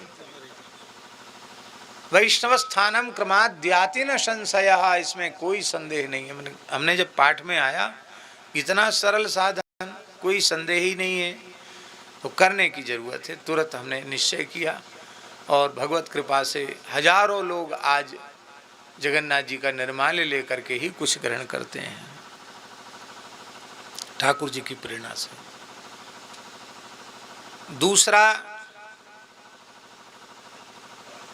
नित्य संत चरण रज, गुरु चरण रज, ब्रज रज, उसको भी हम मस्तक पर लगाते, मुख में लेते हैं। और नित्य भगवत चरणामृत लेते हैं और नित्य संत चरणामृत भी लेते हैं। नित्य संत चरणामृत लेते हैं। नित्य स्नान करके नित्य नियम पीछे करना, सबसे पहले जगन्नाथ जी का निर्माल्य लेना, इसके बाद श्री गुरुदेव की संतों की चरण रज लेना, उसी में ब्रजरज अयोध्या जी की रज उसी में है, और फिर श्री ठाकुर जी का चरणामृत लेना, संत चरणामृत लेना, और कोई होए ना होए, ये इतना काम में कोई कठिनाई नहीं है। आप 4 सीसी छोटी छोटी बना लो, गंगा जल मिलाते चले जाओ, ठाकुर जी का चरणामृत भी कभी घटेगा नहीं, संत चरणामृत भी घटेगा नहीं। जगन्नाथ जी जाते रहो और जगन्नाथ जी से निर्माल्य लाते रहो। खुद भी ग्रहण करो, दूसरों को भी ग्रहण करने की प्रेरणा दो।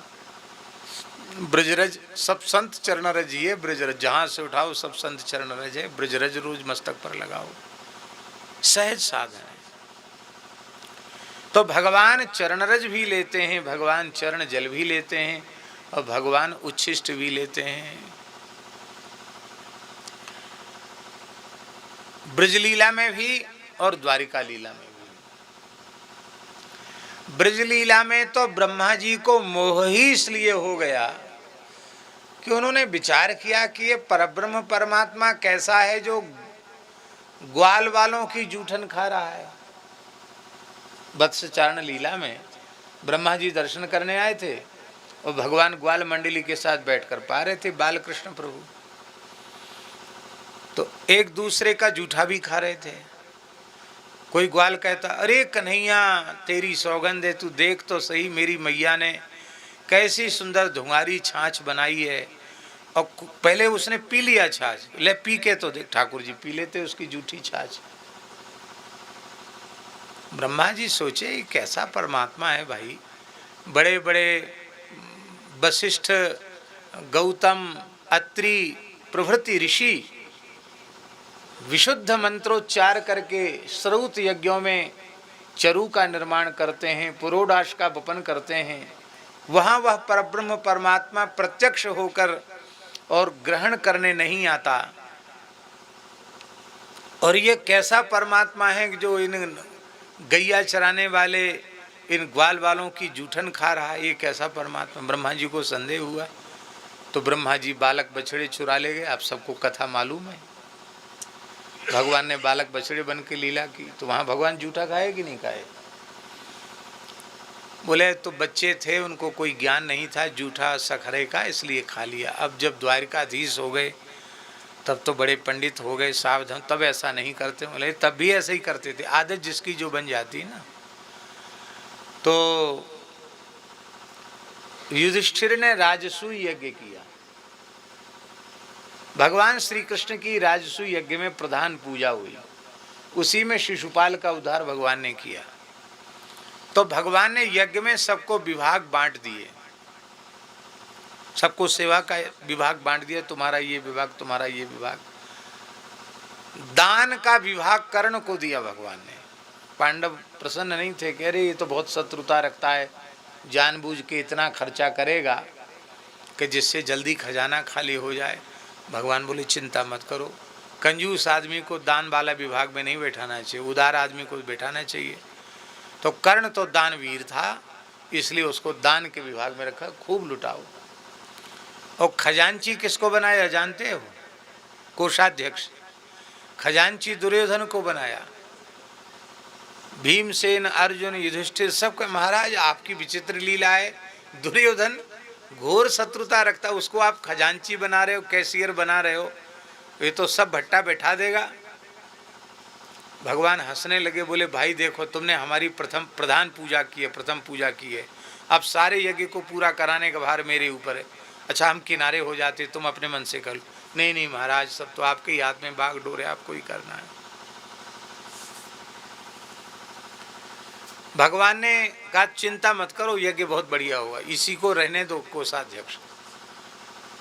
क्योंकि भगवान जानते थे इस दुर्योधन के हाथ में एक ऐसा विशिष्ट चिन्ह था चक्र का, ये जिस वस्तु को छुएगा वो वस्तु घटेगी नहीं।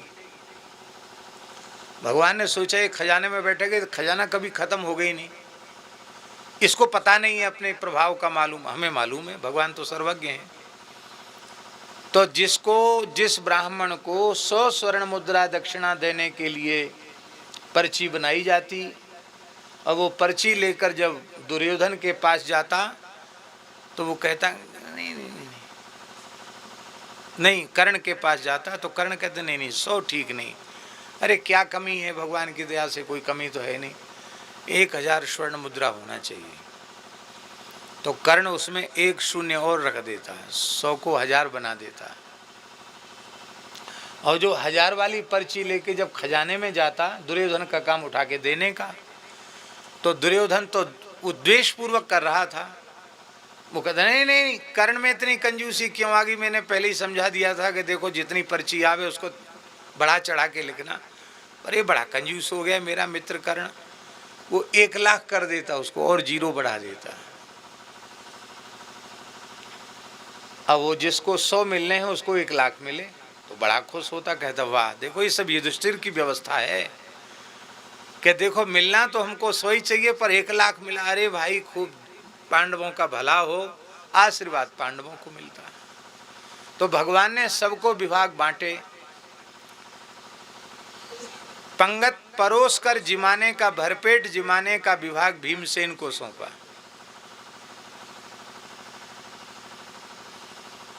जिसकी कम खुराक हो, खाने में जिसकी रुचि न हो, उसको न तो बनाने में नियुक्त करना चाहिए और न उसको परोसने में नियुक्त करना चाहिए, भूखा मार देगा सबको। तो भीमसेन खूब बढ़िया रसोई बनाना भी जानते हैं और जो खाना जानता वो खिलाना भी जानता है। तो भीमसेन परोसने लग जाते, बड़े वीर थे और खूब ज़्यादा परोसते वो। क्यों सोचते कि ये इतने में क्या होगा, अपने हिसाब से सोचते ना, तो खूब ज़्यादा परोसते। कहते देखो यज्ञ नारायण का प्रसाद है, कोई एक कण छोड़ना नहीं। लोग प्रेम से तृप्त होकर के पाते। सबको भगवान ने सब विभाग दिए, पर भगवान ने कहा हमको भी कोई सेवा का विभाग दीजिए। युधिष्ठिर बोले महाराज आप तो यज्ञेश्वर यज्ञ नारायण हैं, आपको हम क्या दे सकते हैं, हम सब आपकी सेवा करेंगे। बोले नहीं नहीं ऐसे हम मुफ्त में नहीं खाएंगे, यहाँ हम भी कुछ न कुछ सेवा करेंगे। तो प्रभु आपका जो मन हो सो आप ले लीजिए सेवा। भगवान ने कहा कि हमने अपना विभाग पहले से ही बचा के रखा, किसी को नहीं दिया, आपकी अनुमति हो तो मैं वो सेवा करूं। सबके मन में आ रहा था कि महत्वपूर्ण जितने विभाग हैं वो तो सब पद बट गए, अब क्या बचा, कुछ नहीं बचा। भगवान बोले इस यज्ञ में जो ऋषि मुनि महात्मा संत पधारेंगे उनके चरण धोने की सेवा और उनकी जूठी पत्तल उठाने की सेवा हमारी है। राजसूय जदुनाथ चरण धोए जूठ उठाई। राजसूय यज्ञ में भगवान श्री कृष्ण ने संतों के चरण धोने की सेवा, संत चरणामृत लेने की सेवा, संत की जूठी पत्तल उठा करके, आहा धन्य है। बोलो भक्तवत्सल भगवान की जय। इसलिए संत की महिमा अनंत है। कैसा है गुरुवाणी में, संत की महिमा वेद न जाने हैं, तेता बख्यान है। हाँ हाँ, रही भरपूर, गुणातीत संत होते हैं। हाँ कितनी है बेअंत। सुखमणि साहब में तो इतने सुंदर सुंदर भाव हैं संत की महिमा के, ब्रह्मज्ञानी की महिमा के, गुरु की महिमा के, क्या कहना, अद्भुत है। तो तदर्चनात्, ऐसे संतों की श्रद्धा पूर्वक पूजा करने से, तत्पद नीर पानात्, उनके चरण जल को लेने से, तत्संगते, उन संतों की संगति से, उनके चरणों में प्रणाम करने से और उनका अधरामृत प्रसाद लेने से करोड़ों जन्मों के पापों का नाश हो जाता है। देवर्षि नारद जी का जो चरित्र श्रीमद् भागवत के प्रथम स्कंध में है, उसमें क्या है, उसमें यही विशेष बात है कि देवर्षि नारद जी कह रहे हैं, उच्छिष्ट लेपानुमोदितो द्विजयी सकृत स्म भुंजे तदपास्त किल्विषः एवं प्रवृत्तस्य विशुद्ध चेतसस्तद्धर्म एवात्मरुचि प्रजायते। श्री नारद जी महाराज कह रहे हैं व्यास जी से कि हे व्यास जी, पूर्व जन्म में जब मैं दासी पुत्र था, उस समय संतों की आज्ञा से मैं उनका उच्छिष्ट ले लिया करता था और उनके उच्छिष्ट सेवन से मेरे संपूर्ण पाप नष्ट हो गए और मेरे हृदय में भागवत धर्म के प्रति अनुराग उत्पन्न हो गया, मेरा कल्याण हो गया। संत के उच्छिष्ट की बड़ी भारी महिमा है, लेकिन हमारी प्रार्थना है पूर्ण श्रद्धा होवे तो ही लेनी चाहिए।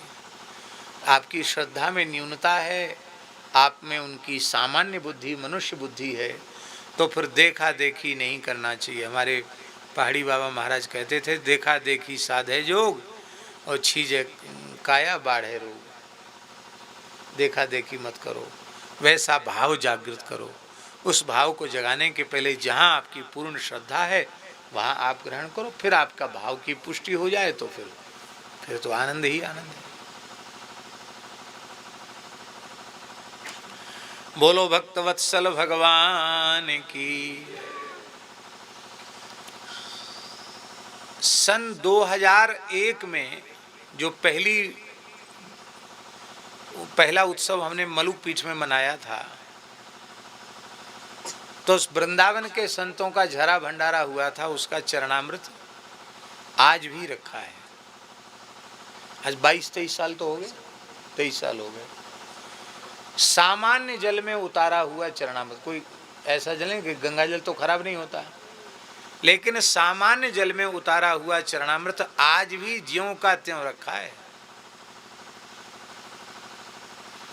अब प्रतिवर्ष झरा भंडारे में संतों का चरणामृत उतारते हैं, लेकिन हमने आज तक नहीं देखा कि उस जल में विकार पैदा हो जाए। इससे अधिक प्रत्यक्ष महिमा और क्या हो सकती है। तो स्यात् कोटि जन्मार्जित पाप नाशः, करोड़ों जन्मों के पापों का नाश हो जाता है, ऐसी महिमा है। इसलिए संतों की सेवा करना चाहिए। आहा, संत श्री मलुकदास जी महाराज कह रहे हैं, साधु जन पूजो चित लाई। हमें चित्त लगाकर साधु जनों की पूजा कर दो। साधु जन पूजो चित लाई,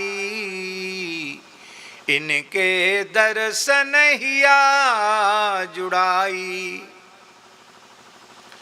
चरण पखारत होई आनंदा, चरण पखारत होई आनंदा। जन्म जन्म के काटे फंदा, घर बन का इनके भय नाई,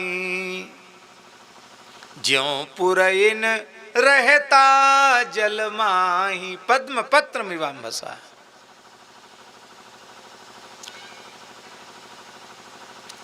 साधु जन पूजो चितलाई, देव खरली पे मोर बलाई। एक जगह तो कहता हूं अब मैं किसी देवी देवता को नहीं जानता, अब तो मैं केवल संत चरण रज को ही जानता हूं, अब मैं केवल संत चरण जल को ही जानता हूं। संतन को आवत निरख लीजय, कंठ लगाए हित कर भोजन दीजिए, सादर शीस नवाए। दाल भात की भगति है बातन की नाही, मन माने तो कीजिए बूझिए रे माही। हाथ जोड़ी खड़े हुजिए जब साधु आवे, शीस काट दीजे बेखटका जब हरि जस गावे। भोजन आदर भाव तेले आगे धरिए, जो परमेश्वर चाहिए तो जीवत मरिए। तीन लोक में सार है टुकड़ा अरु पानी, कह मलूक ते तरी गए जिन यह मति ठानी। उतर गए। तो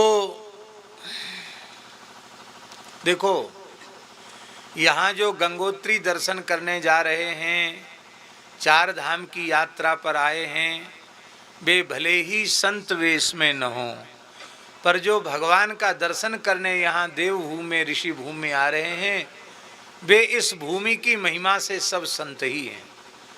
तो दास की इच्छा तो ऐसी है कि गंगोत्री के मार्ग पर जाने वाला कोई संत ही नहीं, मनुष्य मात्र कोई भी इस जगह से निकले तो भूखा न जावे, ऐसी गंगा जी से हमारी प्रार्थना है। गंगा जी ऐसी कृपा करें कि अहरनिश आधी रात को भी कोई भूखा आवे तो कोई ऐसी व्यवस्था ठाकुर जी बनावे तो उसको भी प्रसाद मिले पाने के लिए। गौ ब्राह्मण संत अतिथि इनकी सेवा ही स्थान का सौभाग्य है, इसी में स्थान की शोभा है। वो खाली ईंट पत्थर से शोभा थोड़ी ही है, न लोगों से सेवा शोभा है। गंगा जी ने सेवा के लिए यह सौभाग्य प्रदान किया है। तो इस प्रकार से संतों की सेवा करनी चाहिए। महाराज जी आप कहेंगे कि तो संत वाणियों में कह दिया, पुराणों में कह दिया, वेद में भी कहा? बोले हाँ, वेद में भी कहा है। मुंडक उपनिषद में लिखा है आत्मज्ञम ह्यर्चेत भूति कामः। आत्मज्ञम ह्यर्चेत भूति कामः, ये मुंडकोपनिषद में लिखा है। वेद की ऋचा कह रही है कि यदि आपको सब प्रकार के समृद्धि ऐश्वर्य की कामना है तो आत्म तत्व के ज्ञाता किसी महात्मा की सेवा करो।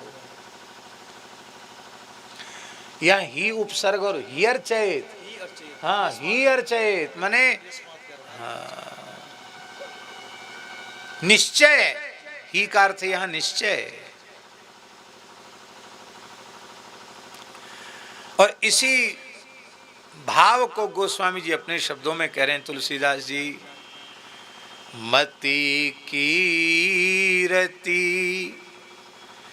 गति भूति भलाई,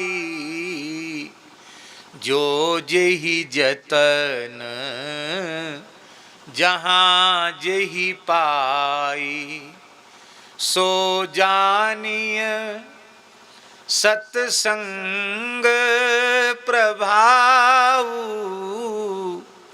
लोकउ वेद न आन उपाऊ। आज तक जिस किसी को कुछ भी मिला है वो संतों की सेवा से मिला है, संतों के संग से मिला है। भगवान से कुछ मत मांगो कभी भी, बस एक ही चीज मांगो, आप अपने प्राण प्यारे संतों का संग हमें सदा सर्वदा प्रदान करते रहें।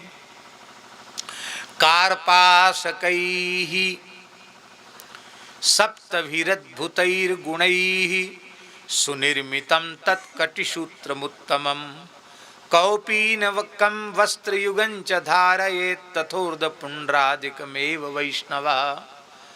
विरक्त संतों के लिए श्रीमदाद्याचार्य चरण कह रहे हैं कि उन्हें अपनी कमर में आड़बंद धारण करना चाहिए, मेखला धारण करनी चाहिए। कैसी मेखला? बोले शुद्ध सूत कपास के 7 गुना डोरी करके, 7 गुनी डोरी करके, 7 गुनी डोरी इतनी मोटी हो जाती है, उसको करके फिर जो संतों के आड़बंद बनाने की विधि है उससे आड़बंद बनाना चाहिए, उस आड़बंद को धारण करना चाहिए और कौपीन धारण करनी चाहिए, लंगोटी पहननी चाहिए। आजकल साधु सन्यासी विरक्तों में भी मनमाने तरीके की वेशभूषा चल गई है। अब गुरुजी तो वेश देते हैं तो कौपीन देते हैं, अब वो लोग चड्डी भी कई लोग पहनने लग गए। ये ठीक नहीं, मनमानी वेशभूषा अच्छी नहीं है। जो अपने पूर्व संतों ने जो अपने को मर्यादा सिखाई है उसी मर्यादा में रहना चाहिए। हमारे यहाँ श्री रामानंद संप्रदाय की पवित्र परंपरा में सूत का आड़बंद तो धारण करते ही हैं, उसका तो स्वामी जी ने वर्णन किया है। हमारे यहाँ परंपरा में एक टीला जी की परंपरा में एक प्रसिद्ध आचार्य चरण हुए श्री स्वामी मंगलदास जी महाराज, विभूतियाँ थे, अखंड भस्म धारण करते थे शरीर में। तो उन्होंने सूत का आड़बंद नहीं मिला तो मूंज को ही बटकर मूंज की लंगोटी और मूंज का आड़बंद धारण किया, तो उनकी परंपरा मूंजिया हो गई। कौन सी परंपरा होगी? मूंजिया। मूंज का यज्ञोपवीत, मूंज का आड़बंद और मूंज की लंगोटी। हमारे परंपरा के जो मूल पुरुष श्री पहाड़ी बाबा महाराज थे, जिन पहाड़ी बाबा ने इस हिमालय की ही पवित्र भूमि में तप किया, 5 वर्ष वो कैलाश मानसरोवर में वशिष्ठ गुफा में विराजे और 65 वर्ष से अधिक वे केदारनाथ के ऊपर विराजे।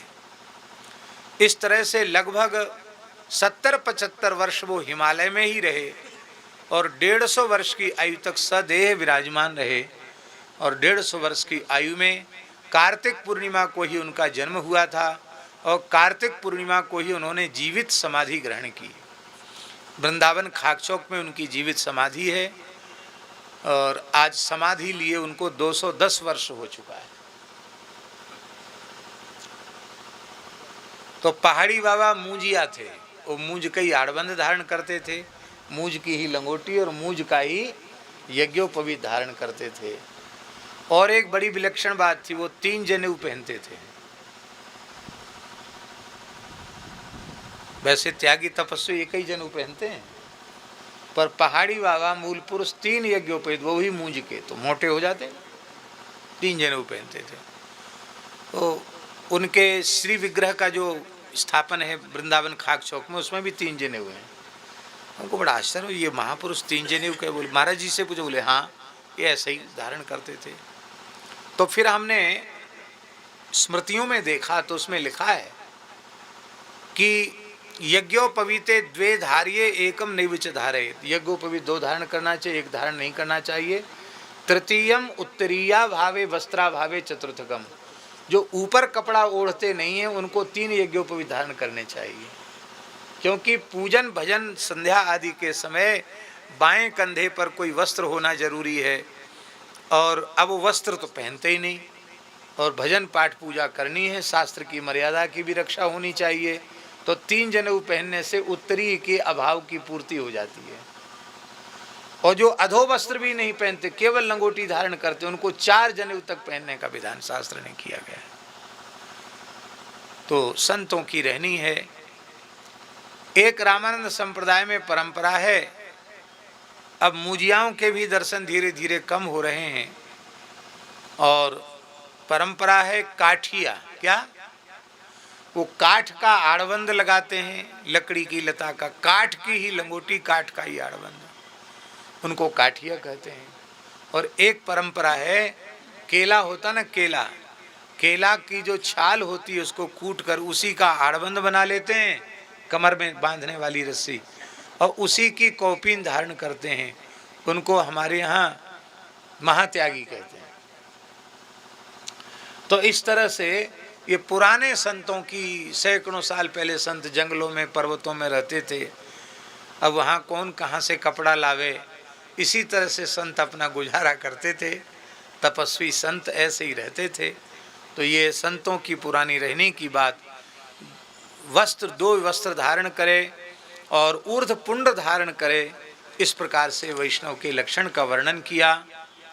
अब कह रहे हैं, तेसाम निवासोथ निरूप्यते धुना मोक्ष प्रदाह शास्त्र सुसम्मतोयम महामते वैष्णव भेद मुक्त्वा जिज्ञासु बोध्यम बहुधा विबुध्यताम। कहते हैं कि अब उन संतों को, सुरसुरानंदाचार्य जी ने पूछा था ना कि संतों को कहाँ रहना चाहिए, कई प्रश्न पूछे, उसमें एक प्रश्न ये भी पूछा कि संतों को कहाँ निवास करना चाहिए।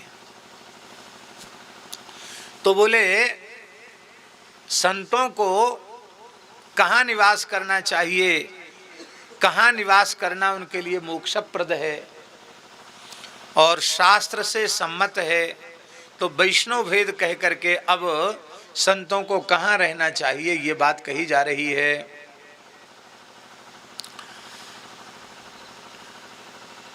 स्वामी रामानंदाचार्य जी ने बड़ी भारी उदारता दिखाई। उन्होंने अपनी परंपरा में ये नहीं कहा कि तुम तो राम जी के भगत हो, अयोध्या में ही रहो अथवा चित्रकूट में ही रहो। स्वयं वो काशी में रहे रामानंदाचार्य जी, जीवन पर्यंत काशी में रहे। तुलसीदास जी जीवन पर्यंत काशी में रहे। तो श्री रामानंदाचार्य भगवान ने बड़ी उदारता दिखाई और उस उदारता का ही यह दिव्य परिणाम है कि हिमालय से लेकर कन्याकुमारी तक उनकी परंपरा के संत आज भी सब जगह दिखाई पड़ जाएंगे, मिल जाएंगे। स्वामी जी कह रहे हैं, अशेष तीर्थेषु बसेत समर्चयन, धरती के सारे तीर्थों में हमारे संत रहें। जिसकी जहाँ इच्छा हो, अयोध्या, वृंदावन, चित्रकूट, उज्जैन, गंगोत्री, जमुनोत्री, केदारनाथ, बद्रीनाथ, जिसका जहाँ मन लगे वहाँ रहो, वहाँ रह के बस भजन करो। मूल बात इतनी है कि भजन करो। साधु को जिस रहनी से रहना चाहिए उस रहनी से रहो।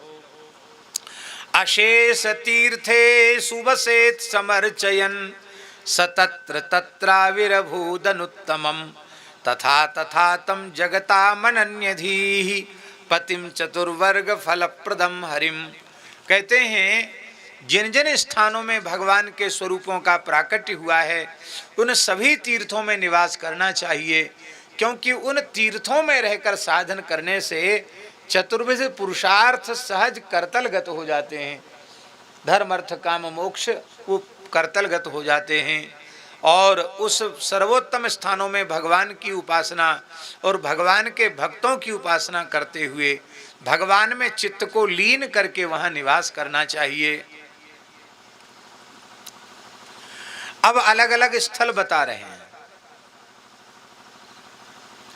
कहां कहां निवास करना चाहिए। कुत्र कार्यो निवासा, इसी के उत्तर में कह रहे हैं, वैकुंठ देशे खलु वासुदेवम आमोद संगे त्वथ शंकर कर्षणाहुवम प्रद्युम्न पद्माक्षमपि प्रमोदे सम्मोद ईशंतु तथा निरुद्धम इत्यादि श्लोकों का कुछ क्रम लंबा चलेगा, क्योंकि भारतवर्ष के अनेक तीर्थों का स्मरण यहाँ किया जा रहा है। इसलिए अब इसकी चर्चा 6:15 हो रहा है, इसलिए इसकी चर्चा, यद्यपि इतनी सुंदर चर्चा है कि इसको जरूर करना चाहिए, लेकिन अब इसकी चर्चा हम भगवत कृपा से कल करेंगे, क्योंकि लगभग 6:15 हो रहा है। तो यहीं हम विराम करते हैं। और गंगा जी से प्रार्थना तो है कि ये ग्रंथ हमारा एकादशी तक यहीं पूरा हो जाए तो बहुत अच्छा है। गंगा जी के तट पर हैं श्री वैष्णव मताब्ज भास्कर, जगत गुरु श्रीमदाद्य रामानंदाचार्य जी की रचना है। उनके शिष्य श्री सुरसुरानंदाचार्य जी ने उनसे 10 प्रश्न पूछे, उन 10 प्रश्नों का समाधान है। इसमें उनके विशिष्टाद्वैत दर्शन की भी चर्चा है और सब प्रकार की चर्चा, जो भी एक जिज्ञासु को जिन प्रश्नों को समझना चाहिए उन सब की चर्चा इसमें की गई है। इन्हीं शब्दों के साथ आज हम अपनी वाणी को भगवान के चरणों में विराम देते हैं। परम श्रद्धेय पूज्य स्वामी जी महाराज पधारे, उनको हम प्रणाम करते हैं। माता जी को, सभी पूज्य संतों को यथा योग्य हम प्रणाम करते हैं। श्री राम जय जय राम, श्री राम जय राम, सीताराम जय सीताराम, सीताराम जय सीताराम, राधे श्याम जय राधे श्याम, राधे श्याम जय राधे श्याम, श्री राम जय जय राम,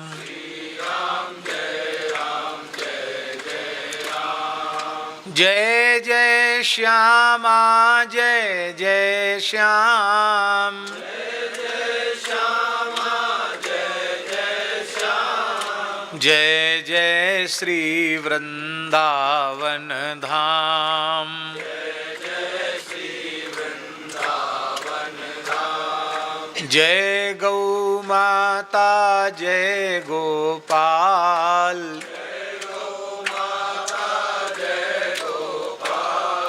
भक्त वत्सल प्रभु दीन दयाल, भक्त वत्सल प्रभु दीन दयाल, श्री राम जय जय राम, श्री राम जय जय। त्रिभुवन पावनी पतित पावनी भगवती श्री भागीरथी गंगा की, सपरिकर श्री काशी विश्वनाथ भगवान की जय जय श्री राधे, जय जय श्री सीताराम, हर हर महादेव। नारायण नारायण।